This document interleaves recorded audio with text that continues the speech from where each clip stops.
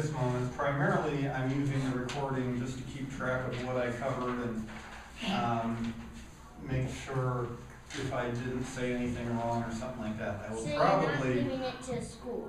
Well, I will most likely send it to the teacher who taught me apologetics, Mrs. Andrews. Remember who we waved to earlier? Yeah. So I haven't gotten to send it to her yet because I gotta convert them off the camera and upload them to YouTube. So I probably ultimately just end up waiting until we're done. So we're gonna be famous. Well, the back of your head at least. So probably about Don't have to turn around like this. Okay. Well, as I said, I kind of went through this material backwards. So we're circled around to the beginning now that we're almost near the end, because what, today's the 14th, so it's today and 2 more classes. So, and unfortunately you guys are never here consistently, so I can never remember who heard what, so. I'm here. Yeah, you and William here, yes, I know. You guys win the prize for perfect attendance, except when we're not here. But then at least they know when you're not here, I hope. So, some of this, there's a lot of important stuff here. There's a lot for me still to cover. In fact, I've shown you my big old sheet here. I would say, yeah, and this isn't even the most current one. The current one is much bigger than this, probably now this tall. But we really, I would say in depth, only covered about half of it. So we've had 14 weeks together, I've covered half of it in 11 weeks, so I've got to cover the other half in 3 weeks. So fasten your seatbelts. What I am trying to cover right now is my markers. Oh, William, I need some paper towel out of the bathroom, please, because I lost my eraser. Bye. No, I'll give you a long good. Sledgehammer. You have sledgehammer. Okay. Oh, did you use sledgehammer?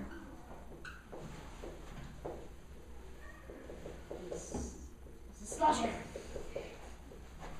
Finger This wars. is my sledgehammer. Finger wars.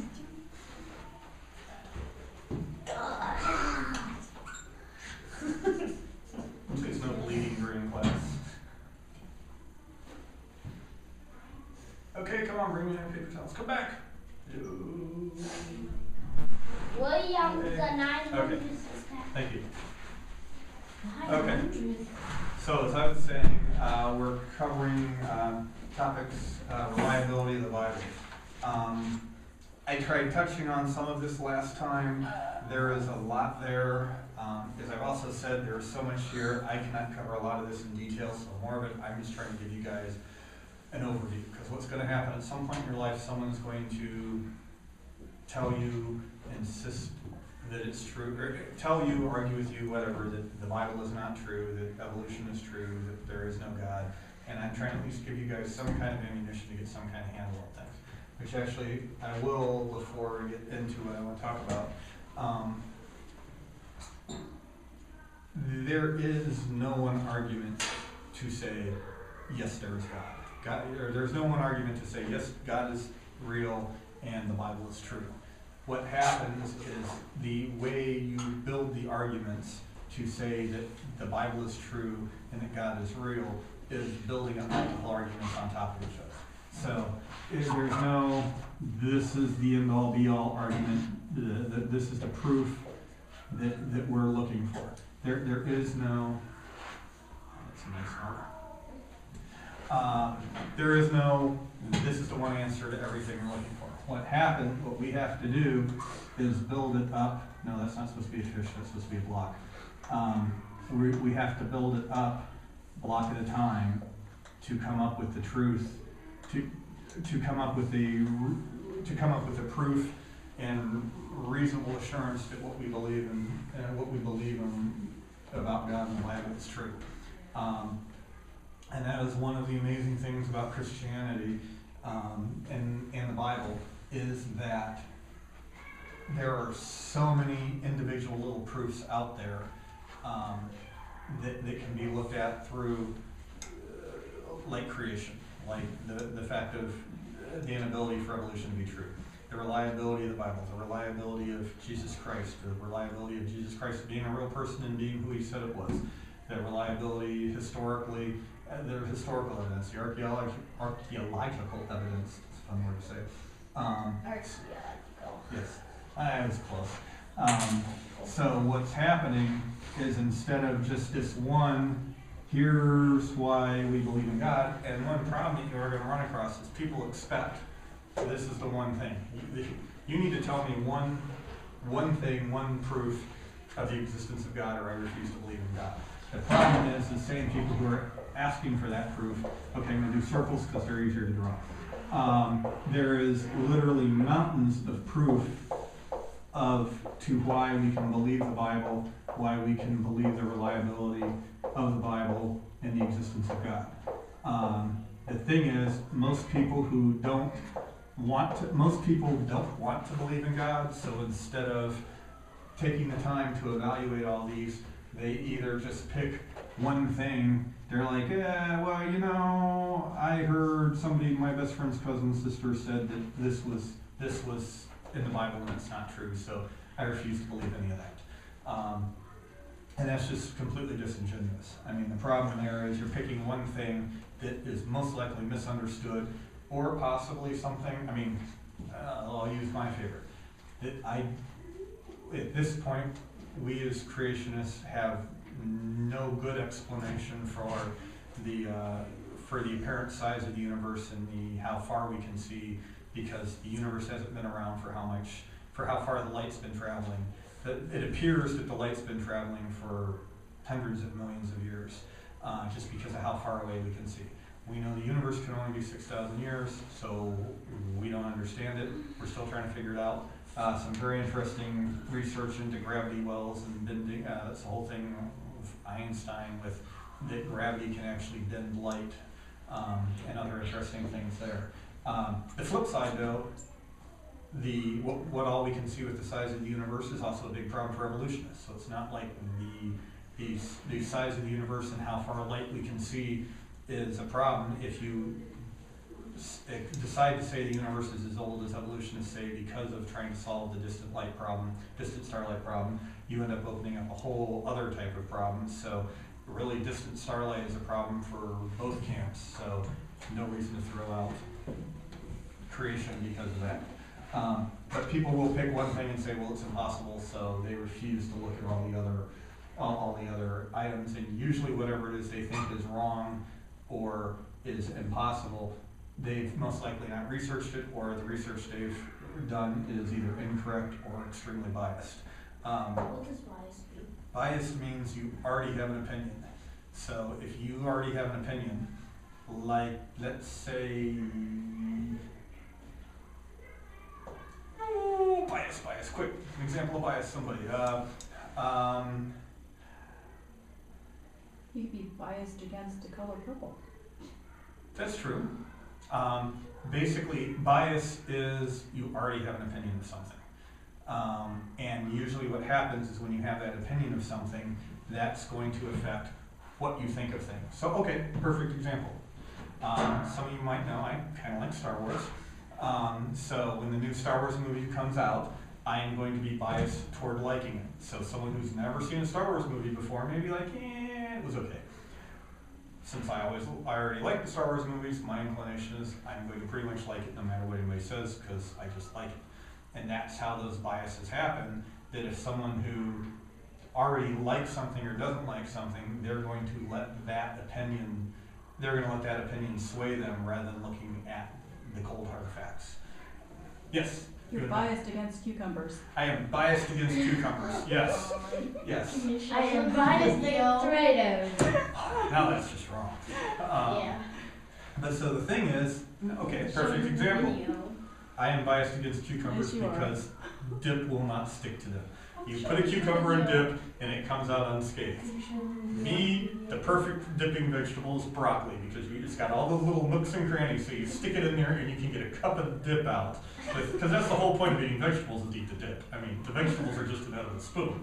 So the broccoli is perfect. Cucumbers come in, come out unscathed.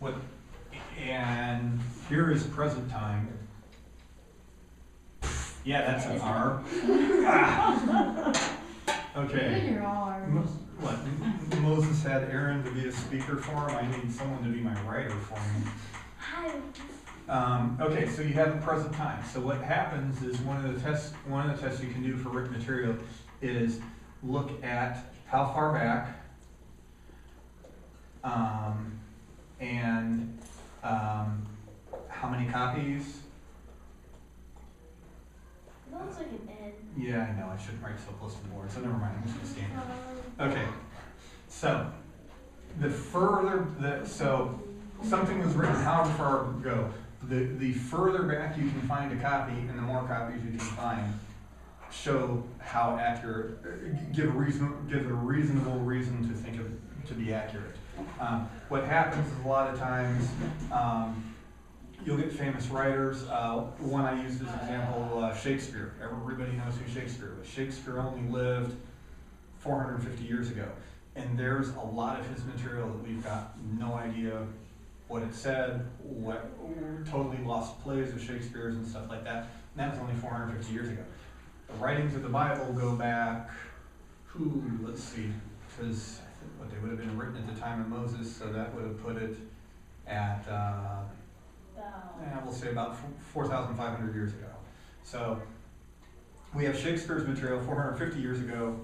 We don't know everything he said. We've got Bible material going back 4,500 years, and we can be very sure of its accuracy for a couple of reasons. New Testament, a lot of the copies of the New Testament, we can take copies of the New Testament back almost to the time that it was written. The New Testament was basically the New Testament you can say was finished writing in 90 A.D. That would have been when the Apostle John wrote his wrote Revelation and possibly some of his other, but yeah, Revelation on the island of Patmos is considered the last written material. Would it be AC for Christ? Technically it's AD. After millennium? Anno Domini, which means in the year of our Lord, although often people will call it AD for after death. But yeah, it was BC before Christ and AD for Anno Domini. Although secularists want to call it CE and BCE for common area because, well, they can't imagine having a calendar dependent on Christ, but don't get me started on that. They have found manuscripts going back, I'm going to say 114, 115 AD. They've got materials that they have found in this, we'll say 15-year period that was basically 25 years between when it was written and when it was distributed. And some of this material they're already like finding in Egypt and stuff like that. So it happened in Jerusalem. It started getting disseminated by Christians and now has made it as far away as Egypt in 20 years or something like that. We also have numerous copies, thousands and thousands of copies of the New Testament that we can compare. We found one from here, we found one from here, both geographically and in time, and they all match. So one of the things that you'll often hear being said about the unreliability of the Bible is a bunch of people got together in 700 AD and decided that we needed to organize Christianity, so we're going to make all this stuff up. So they're going to claim, you'll hear people claim, 700 AD, they decided to make Jesus God and make up all this stuff about the Bible. The thing is, that doesn't hold water because if you look at the historical, you look at the documentary evidence, you've got copies of the Bible going back to the time of Christ. Well, not the Bible as we know it, but manuscripts with biblical content on it. Everything else, every other historical document out there, we've got, you can be talking hundreds, 400, 800 years between when it was written and the oldest copy we've got. So the Bible blows all that away because we've got copies, like I said, going back within 20 years. The Old Testament, we can depend on the Old Testament. We don't have as many old copies of the Old Testament because the Old Testament scribes were literally obsessive compulsive about copying the Bible. There were scribes whose entire job was to just sit there and copy the Bible. every day going through, and they were obsessive is not even covering it up. They would go through, they would check every word, they would count every word, they would double check everything. If there were mistakes, if they ever made a copying mistake, they would destroy it so that there was no chance that a bad copy got anywhere. And because they did such a good job of copying, what would happen is then when an old one wore out, they just threw it out because they knew this copy from however many hundreds or thousands of years old is going to be identical to the copies that they've got right now because they did such a meticulous job of copying that. So we don't have as many and as old documents in the Old Testament, but the history behind them creating and copying that is so well documented. One of the big discoveries was the Dead Sea Scrolls back in, when was that? 1945, I think they found the Dead Sea Scrolls. Those were copies of, a lot of copies of the Old Testament and other things that had been basically locked away in a cave for almost 2,000 years, and the copies in that cave matched exactly the copies that we have today and other things. So the Old Testament, from every copy we can find, is completely unchanged because the Jews and the Jewish scribes had such reverence for the scriptures that they made sure that they never made copying mistakes. Well, they So- would make mistakes. They Pardon? just- But they would make mistakes, right? They just throw it out. Right. Yeah, they would never keep us a copy of the scriptures that had a mistake in it. Excuse me. You have to find a lot of fires. Yes. Now there, I believe.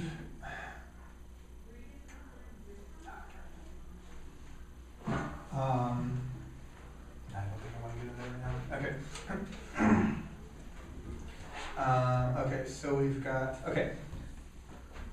the other thing, what's happened archaeologically with the Bible, the reliability of the Bible, is they are continually finding in archaeology things that that were talked about in the Bible, but a lot of times there have been a lot of arguments against the Bible going, well, this couldn't be true because whatever the Bible says, that doesn't even exist, or it's in the wrong place, or whatever.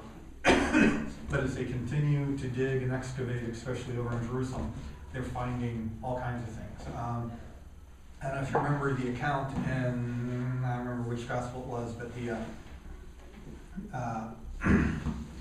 oh man, the guy who was waiting by the side of the pool, and then if the water rippled the pool, if they got in there, obviously I need to work on my details. Well, this pool, people are like, well, this never existed, we can never find it. Well, I don't remember how long ago, but relatively recently they found it.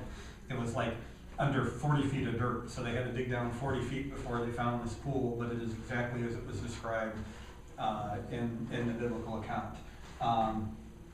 For a while there, people were saying, well, there was no Nazareth because nobody could find biblical Nazareth.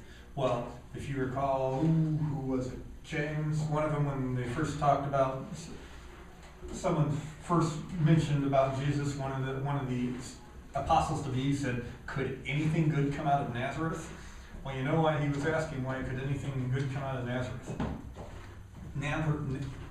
Nazareth was 60 acres big. Now to put that into context, if you have the city of Nazareth, where Johnny just moved is 13 acres. So basically, Nazareth was 4 times bigger than Johnny's property. So, you can imagine that would be a little hard to find 2,000 years later. That the cities back then were just smaller. They were harder to find. Or not harder to find. They were very small. There weren't many people. Didn't have much property, and didn't have, at that point, technology was kind of rough. There are other times where you'll hear people in the Bible playing, well, in one account it says that Jesus was leaving the city, and in the exact same account it says Jesus is coming into that city. What happened is these small cities, these small settlements would move around. I think it was Jericho in that example, that basically, when you have a city that small, if your water dried up or your crops burned down or whatever, just all of you, and Nazareth would have been about 600 people.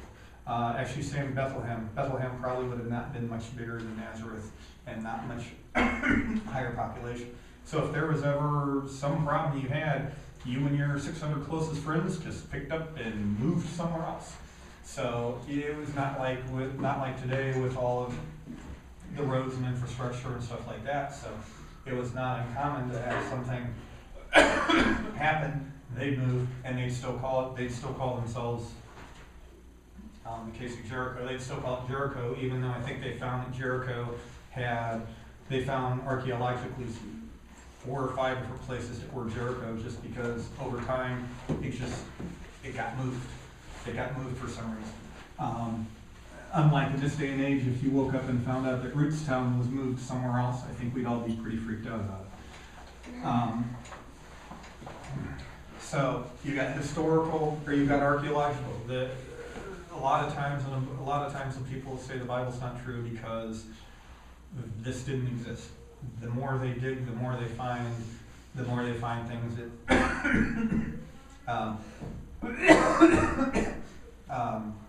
fit with the Bible. I'm trying to think a couple other examples there. Well, there for a while, people were even claiming that Pilate didn't exist. The Pontius Pilate that tried Jesus, people couldn't find any historical evidence for that. So obviously those Christians were delusional, made this up, et cetera, and so on. Well, they did finally find inscriptions. I think it was on a building where Pontius Pilate is referred to. With Cyrenius as governor, there was questions. Syria, thank you.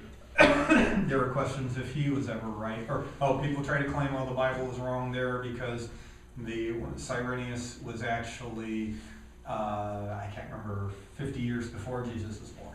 Well, they found more documents to find out, I guess Cyrenius is just a popular name because there was a Cyrenius 40 years before Jesus was born, and there was a Cyrenius when Jesus was born. So it just, in that case, happened to not be the same person, or that person, much like Franklin Delano Roosevelt, was a president, was out of office for a while, and came back and became president again. So it was 2 different reigns of Cyrenius, whether it's the same one or Cyrenius Jr., we don't know. But there is nothing in the Bible contradicting that. So they still lived longer than they did today around the time of Jesus? No, he could have, if it was only a 40-year span, Cyrenius. 400. No, 40, yeah. So yeah, he could have been 30 and 40 and 60 and 80 for his age or something. A big one going further back archaeological, a lot of people try to claim Moses couldn't have written the Bible because at Moses' time, humans were too stupid to know how to write. And I don't, for those of you, if you remember my chart where evolution claims we started out as pawns becoming perfect, where biblically speaking we started perfect and are continually decaying because of sin in the universe. I really should have brought my water cup. Excuse me. Are there any water bottles anywhere in church? I don't know. I'll just try not to cough up along. At least it'll be on recorded so we can post it to YouTube if we do. That's okay. That's okay. It's more Do you want important some to of get my this. water? Let me see how I'm doing. I don't want to infect you with the plague. There are a lot of people that said, Moses could have never written the first 5 books of the Bible because back in Moses' time, people were morons and writing hadn't been invented and this kind of stuff. They then found, I think they call it the Code of Hammurabi, which is basically rules that they now predate to the time before Moses. And these rules were very thorough, very well written, which basically was proving, yes, there was writing before the time of Moses. So that blew out that theory. So what will generally happen is people who want to say something about the Bible cannot be true because of this, and this. It's because either they're not looking, they're not taking it at face value, or something hasn't been discovered yet to prove them wrong. Let me see what I got here. Got about 19 more minutes. 18 to be precise. But that's about 19. Okay.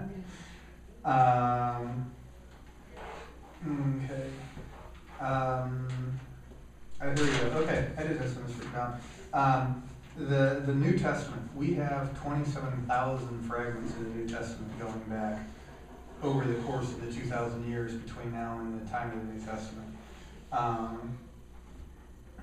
Here I have some.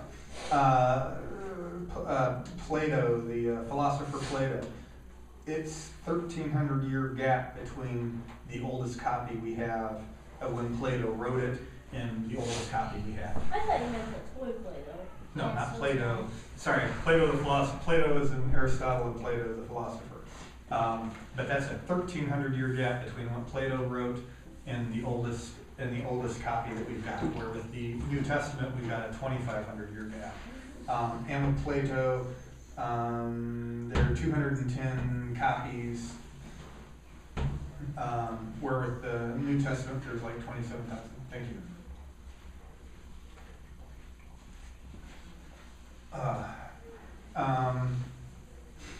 Let's see.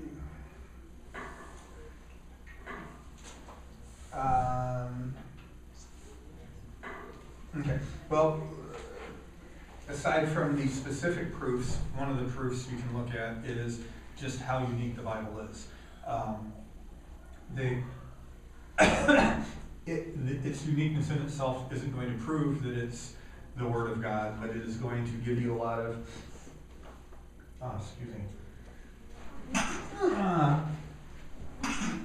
excuse Can you tissue? me. So the uniqueness, I'm going to have to write some of these down because I can't remember them all. There are many things that make the Bible unique. Actually, I'm going to write all this down. That helps. Yeah, maybe. What? Thank you. And I'll see if I can talk and not spit the lifesaver out while I'm talking. So as I'm talking, the Bible is historically and archaeologically accurate. As we were talking earlier, the Bible is scientifically accurate. That even though evolution contradicts the Bible, there is no proof of evolution, and any argument for evolution is just because it's taken from a anti-God view to start with. That's really awkward to talk and eat that. Sorry. You want to take it out? No, that'd be rude. As opposed to chewing on it. Okay. Some of the things that make the Bible unique. One thing you'll often hear is it could not or would not be written by man. As you look at the Bible, a lot of the people, would not be made up by man. The things that the Bible has is telling people they need to do things that literally are impossible. We cannot live sinless lives. The point of the Bible is showing that we cannot live sinless lives, which proves us that we need Jesus Christ. The Bible tells us that we should not be angry without justification because that's just like murdering someone. Nobody can do that. So if we as humans wanted to make a book that we could fit, that we could live up to, we're certainly not going to make crazy claims like, don't be angry without justification. Even its heroes. I mean, you look at all the people in the Bible. I mean, King David, he was the man after God's own heart, but he really screwed up on a couple occasions. What was it? I was getting confused. Elijah or Elijah? I know Solomon, like, he was really wise with the East. Yeah. So Solomon, the wisest person alive, made some really stupid mistakes. Samson, the strongest man in the world, messed up, got himself in prison, jailed, and basically Blinded. Yeah, and blinded. So if we as humans were going to write stories about things that we wanted to write about, our heroes would be perfect, our villains would be horrible, and it would all we would not be writing things that would not make things that people look bad. Even in the New Testament, I mean, Peter denying Christ. You can darn well tell me if Peter had any inclination to lie about things or try to cover things up, he would want that little part about that he denied Christ 3 times on the night of his execution to be covered up or ignored or downplayed. I mean, there's just things in the Bible that if people really were making it up, they wouldn't be putting that kind of material in there. Another amazing thing about the Bible is the number of authors. There's over 40 authors. I don't know why I keep putting my hand up because there's nothing there. There's over 40 authors that wrote the Bible with a span of, Brian Tree, how long over the course of a couple thousand years? Excuse me. I want to say it's about 40 authors over the course of 2,000 years wrote the Bible. Nothing in the Bible itself contradicts itself. Now, there's definitely some hard sayings or things we don't understand or things that we need to look at culturally to understand. But the entire context of the Bible, between the 40 authors over 2,000 years, all agree with each other. You can't get a book written today with the same people in the same career industry, in the same industry, with the same ideas to write something and completely agree with each other. Can you give that to me all week?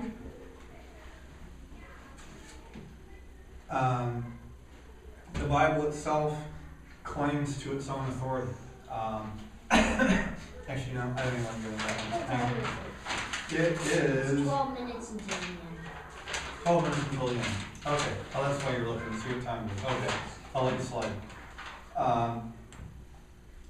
The Bible is the most quoted book in the world. They say that if all the copies of the Bible disappeared, we could still reassemble the Bible from everywhere that it's quoted. In fact, which that I thought was impressive, but actually it really goes back to if all the copies of the Bible in the world were destroyed, going back to the original church author, or the original church, the early church, people writing in 100, 200 AD, you can reassemble the entire Bible just from their writings alone, much less over the course of the 2,000 years. So every copy of the Bible just immediately disappeared. We can still reassemble the entire Bible. Excuse me. The Bible is the most read book. It is the most translated book. What do we got here? Most translated. There's almost 3,000 translations of at least one book of the Bible. There's over 1,300 complete New Testaments, and there's 1,300 complete translations of the New Testament in that many languages, and the entire Bible has been translated into 554 languages. And I don't remember how current those numbers were. Obviously, that number keeps going up and up. Excuse me. Man, sorry.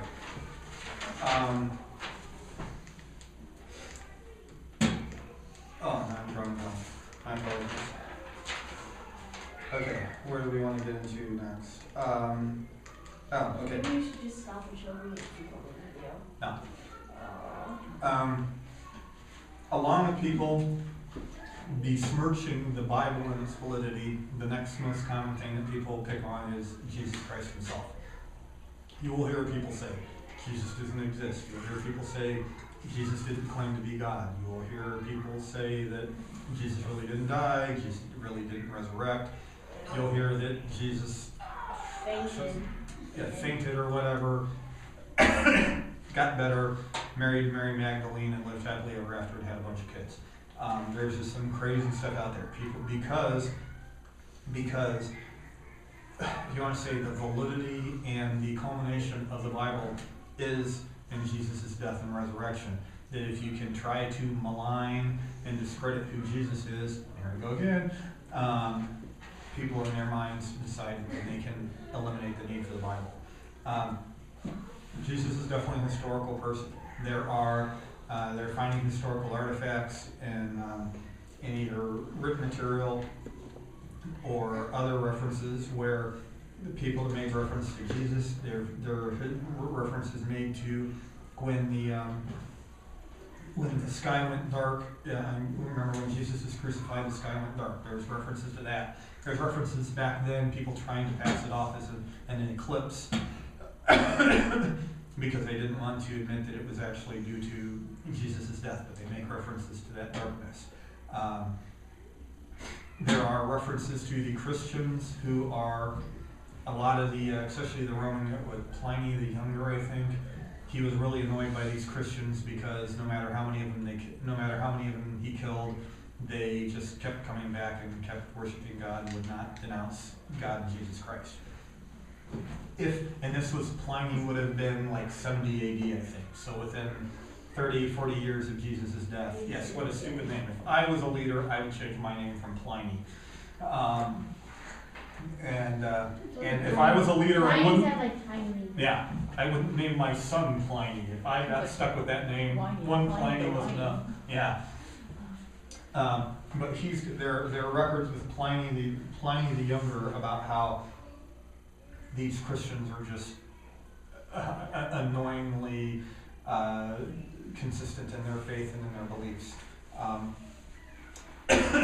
Which, if you go to the theory that, well, Jesus was just a good man, Jesus really didn't die, Jesus didn't really resurrect, that for this historical reason, these people who are living, because Pliny, like I said, I think he was like 80, 70, people who were living around the time of Christ, they had some of them, over 500 people had seen Jesus after he resurrected and then before he went to heaven.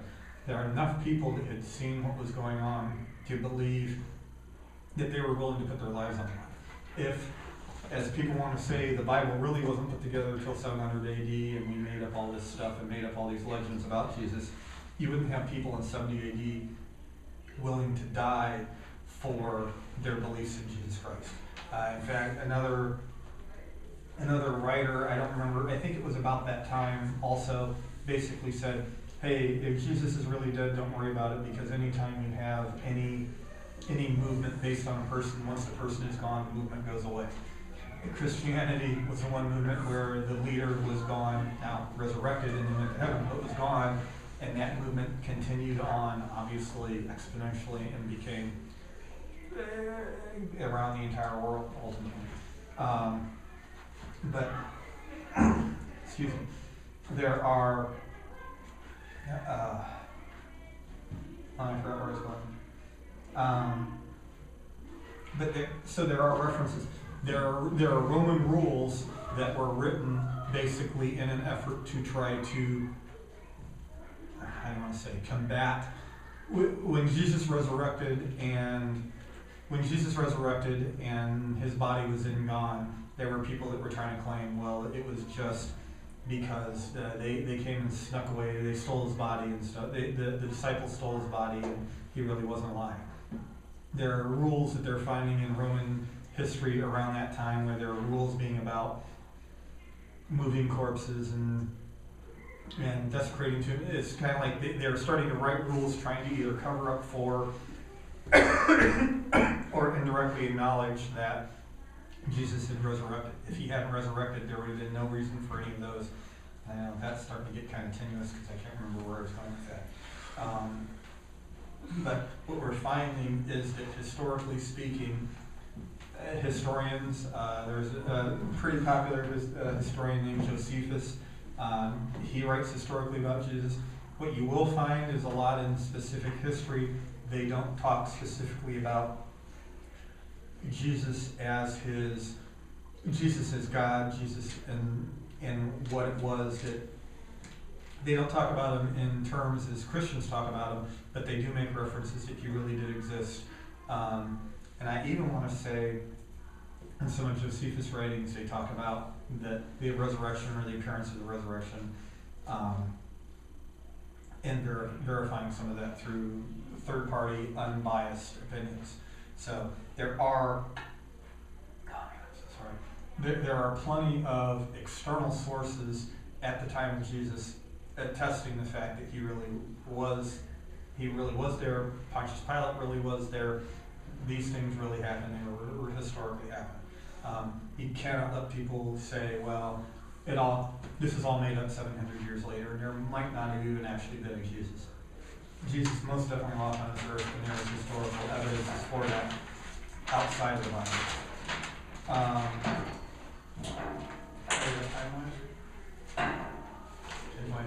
3 minutes. Let me talk real quick even about Jesus.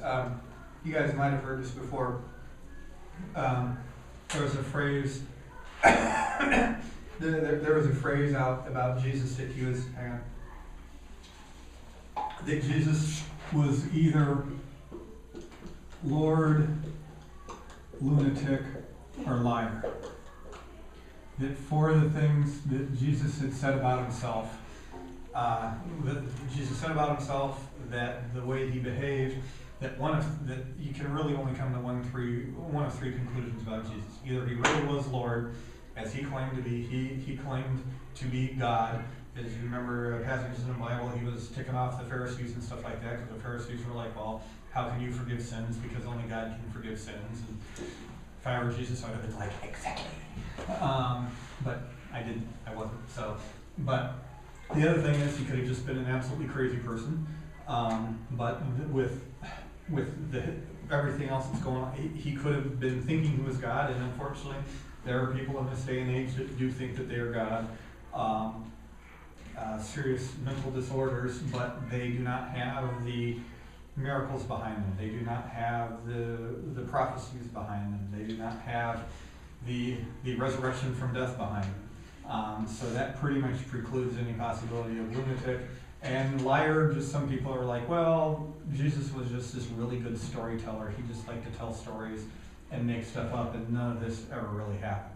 There's just too much going on in the Bible, in the changed world, and history around it, to either that basically kind of, you want to say here, lunatic, Jesus really thought he was God, but he really wasn't, or liar, he knew he wasn't God, but he was going to tell some awesome stories because he wanted to see if he could get a book written about him. Yes? I don't know what it is. Okay, go for it. Try to do it off camera. So these basically, when you look at when you look at Jesus Christ as a person and the historical evidence, those really become the three choices that you have to make about Jesus, who he said he was, and who,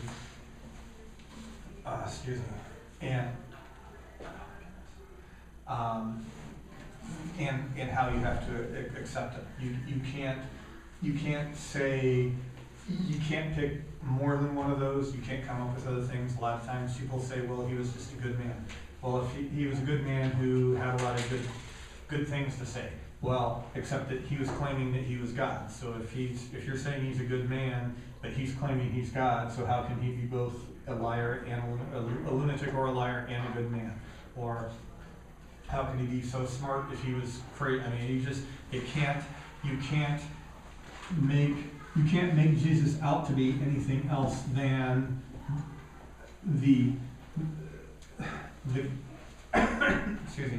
God-man, the fully God, fully man that he was, for the purpose of dying on the cross, without breaking up everything else that was going on. Without having ramifications to everything that happened in Jesus' life and historically happened with Jesus. And I'm just going to stop because I think it's time, and obviously I am not doing well today. So, any questions, any inputs?